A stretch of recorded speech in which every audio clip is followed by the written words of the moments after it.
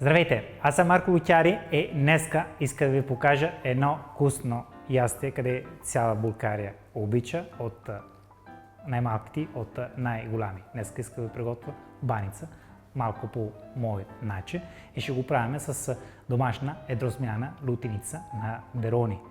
Скоро ще отидем в тяхни градините, пак къде да наберем хубави и свежи чушки за тези уникални лутеници. Айде почвам с мен, моята рецепта.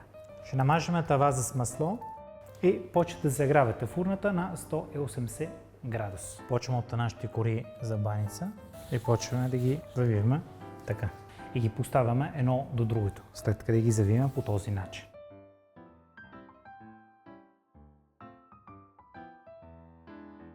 След като направим този степен по този начин да завиваме баница, почваме да добавяме краве сирене.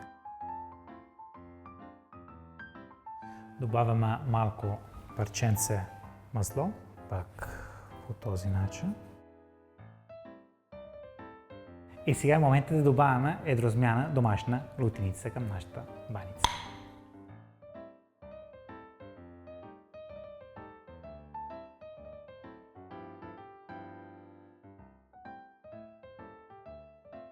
Към баница ще добавяме 2 броя яйца.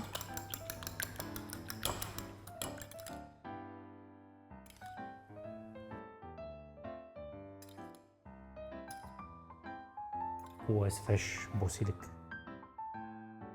И ще добавяме малко настърган пармезан. Баница по този начин е готов. Пускаме във фурната на 180 градуса между 30-35 минути. Баница е готова, сега ще извадяме.